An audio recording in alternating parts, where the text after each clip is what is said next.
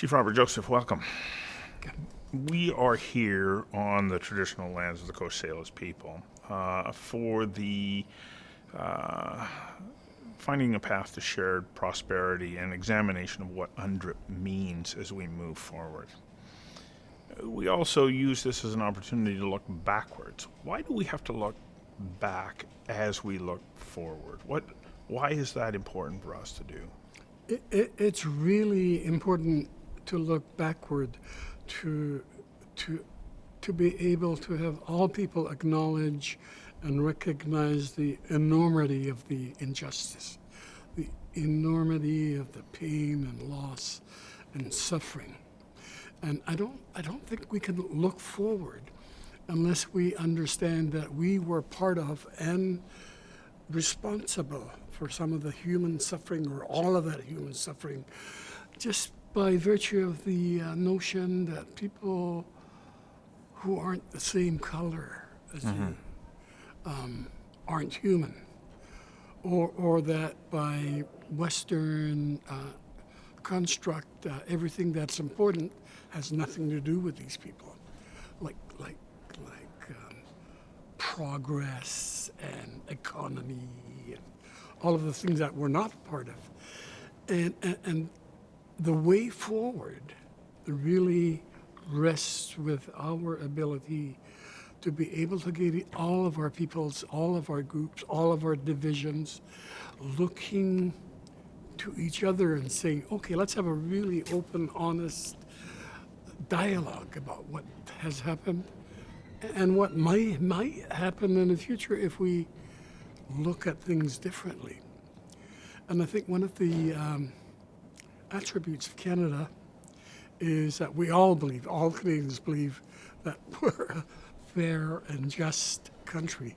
And we're not really there, but that's what we love to believe about ourselves. Yeah, I think it's misguided belief. I don't know that we are necessarily fair and just. You know, when I first started looking at our relationship with Indigenous people, I went, holy smokes. And then there's a part where I go, okay, we've had the Truth and Reconciliation Commission. We've had a Prime Minister apologize for the way in which Canada has treated the Indigenous people who lived here before and during this cycle of life. Mm-hmm.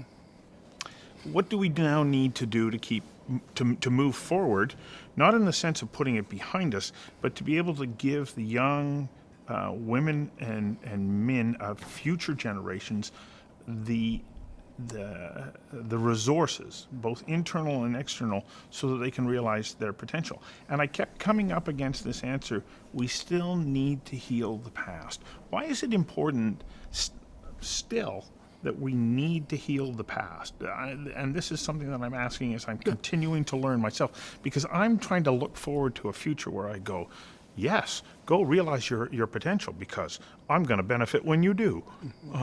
But you can't get there until you've healed the wounds of the past. It's absolutely true. Right now, as we speak, across this country, ordinary Canadians and Indigenous people are on separate tracks at the moment. We have on one side the Indigenous people who say, no, we got to heal, we got to resolve the unresolved traumas that we have. Mm-hmm. And we got to feel whole and feel valued and validate our worth, and then be able to embrace our wholeness as a human being and believe in the possibility that we are and can do things for ourselves with the help of others if they want to help.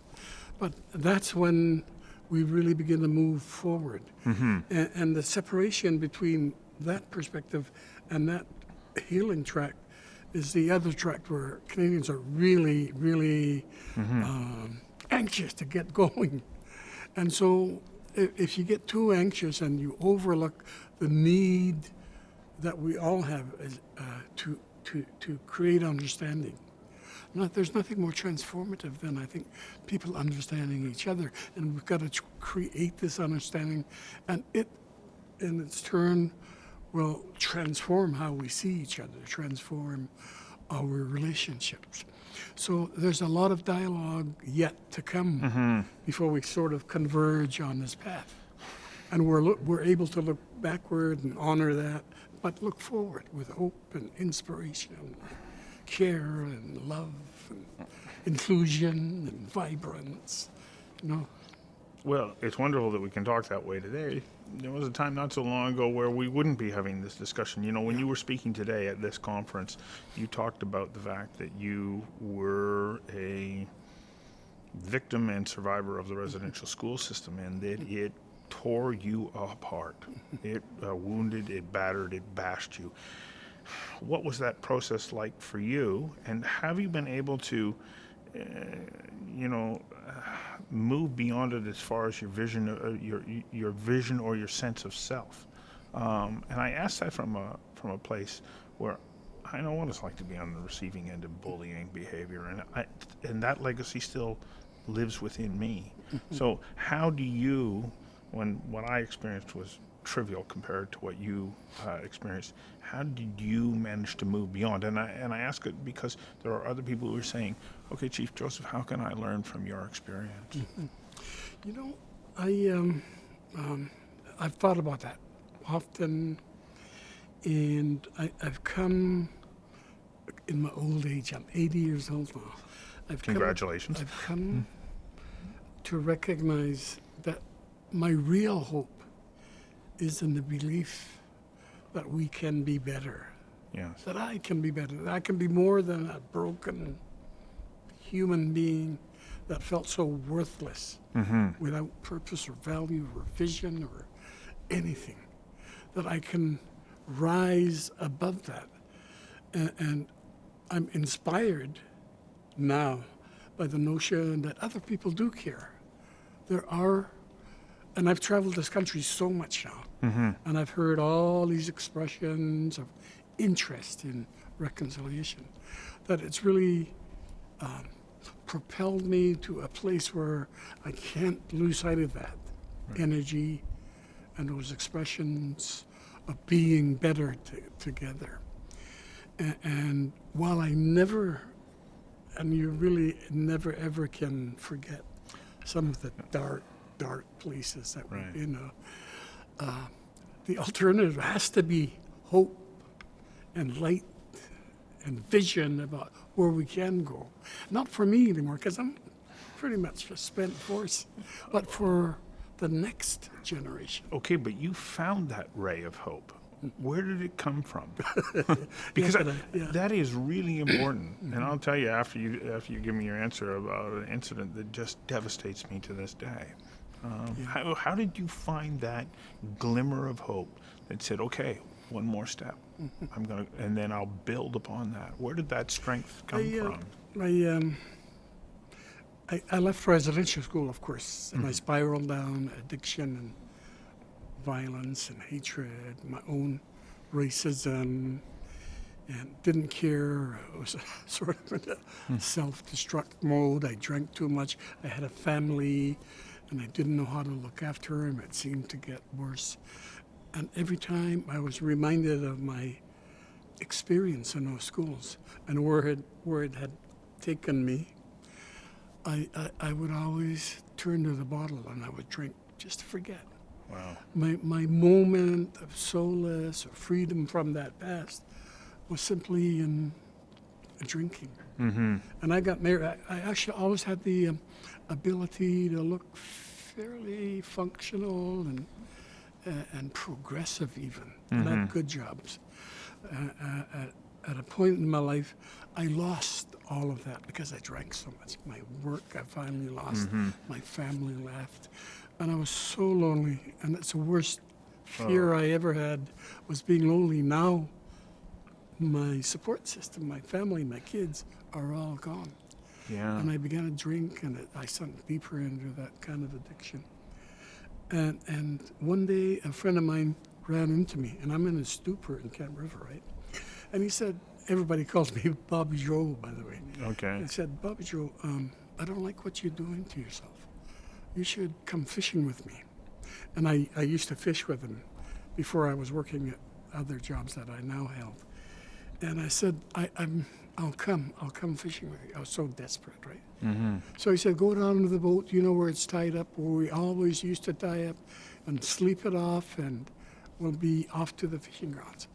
So I don't know how I got to the boat. I don't remember how I got there. But early the next morning, I woke and I forgot what I had become. For a millisecond, I forgot. And then I remembered, oh, geez, I'm on this boat. And I could smell, if you're an alcoholic and you've been drinking for days, you can smell it, right? But worse than that, Yeah. everything floods back and the darkness Yeah. engulfs you, and all of your worthlessness and hopelessness flood over you again. And so I was so ashamed. I looked around, everybody's sleeping.